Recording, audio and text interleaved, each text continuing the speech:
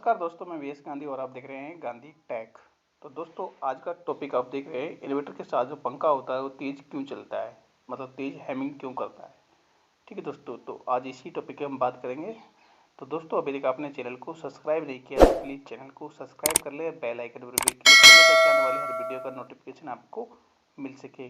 तो चलिए दोस्तों, इसका बहुत छोटा वीडियो शॉर्ट तरीके से मैंने इस वीडियो को बनाया है, बहुत शॉर्ट में बनाया है और बहुत सिंपल तरीका है दोस्तों इसका। तो चलिए मैं आपको बता देता हूँ एक बार किस प्रकार से करते हैं। तो दोस्तों, जो इन्वर्टर होता है उसके साथ दोस्तों आपने देखा होगा बैटरी होती है। ठीक है दोस्तों, बैटरी होती है इस प्रकार से, इस पर एक प्लस और माइनस दो टर्मिनल होते हैं बैटरी के ऊपर दोस्तों।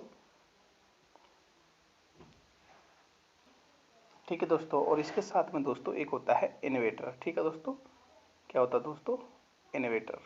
इस प्रकार से ही हमारे पास में इन्वर्टर मशीन होती है। ठीक है दोस्तों, और जो दूसरा होता है दोस्तों हमारे पास में होता है वो सप्लाई होती है। ठीक है, ये हमारे पास में जो खम्भे से लाइट आती है वो सप्लाई है दोस्तों, वो 220 वोल्टेज। ठीक है, इधर दोस्तों ये होती है 12 वोल्ट बैटरी, इधर 220 वोल्ट। ये दोस्तों होती है एसी और ये होती है दोस्तों डीसी, डायरेक्ट करंट और अल्टरनेटर करंट। ठीक है दोस्तों, एसी दिष्ट धारा, प्रत्यावर्ती धारा। ठीक है, ये होता है दोस्तों इन्वर्टर। और इस तरफ होता है दोस्तों हमारा बिजली का जो बोर्ड होता है, पावर हमारा कंट्रोल पैनल। ठीक है दोस्तों, स्विच वाला, जहाँ से हम फैन को ऑन ऑफ करते हैं। ठीक है दोस्तों, इस प्रकार से होता है। तो इनका कनेक्शन के लिए मैंने अलग से वीडियो बनाई हुई है। मैं बात कर रहा हूँ सिर्फ पंखे को तेज़ क्यों चलता है, इन्वर्टर से आता है पंखा क्यों चलता है तेज़। तो दोस्तों, इसे समझने के लिए थोड़ा सा ट्रिक है। जैसे दोस्तों हमारे पास बैटरी होती है, 12 वोल्ट डीसी होती है, जैसे कि मैंने बताया था।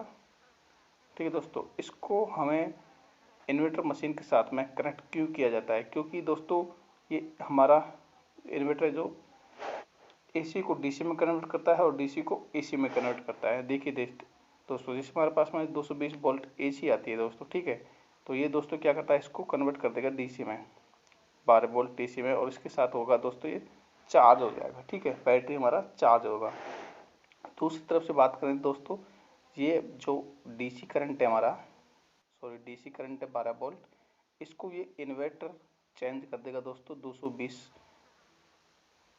एसी करंट में। ठीक है दोस्तों, एसी में, तो हमारा ये सेम मिलता रहेगा इस पावर बोर्ड में। ठीक है, करंट।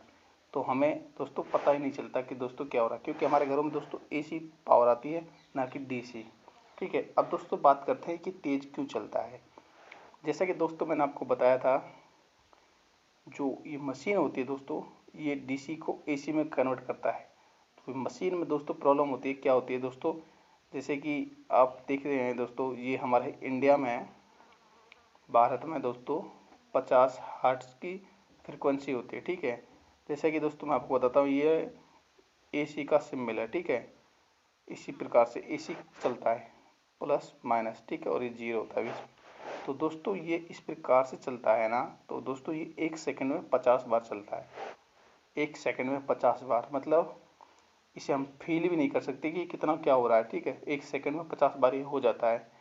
और जबकि दोस्तों अलग देशों में दोस्तों 60 होता है हर्ट्ज, किसी में कितना होता है। ठीक है, तो ये हो गया इस प्रकार से। और जो दोस्तों डीसी होती है ना, उस डीसी होती है दोस्तों डायरेक्ट करंट।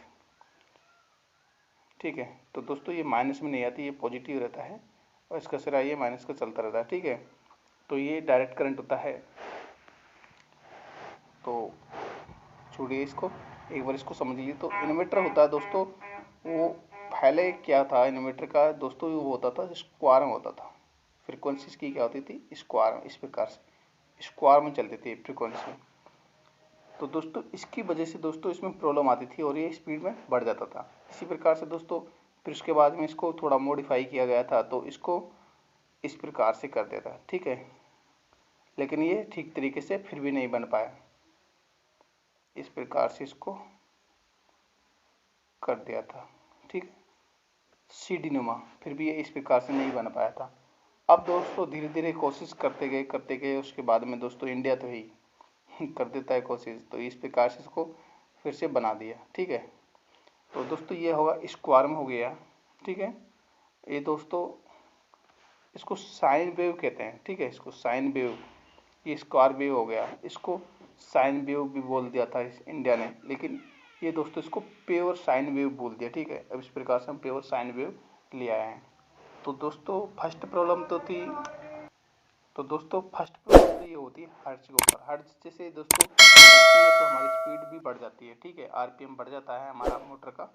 और दूसरी कंडीशन दोस्तों ये होती है वोल्टेज के ऊपर, कि दोस्तों हमारे जो घरों में सप्लाई आती है 220 आती है, उसके बजाय दोस्तों हमारे घर में जैसे 180 आ गई है ना, और हमारा इन्वर्टर तो 220 निकालेगा, तो हमारी जो वोल्टेज के ऊपर डिपेंड करता है आरपीएम का, तो आरपीएम हमारी बढ़ जाती है। तो ये होता है दोस्तों फैन का तेज चलने का मेन कारण, ठीक है।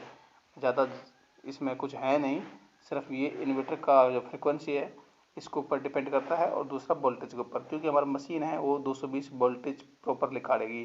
वो जो हमारे खम्भे से लाइन आती है उसका हमें पता करना है दोस्तों कितना एसी 180 आ रही है, 220 आ रही है, फिर 240 आ रही है, कितना आ रही है।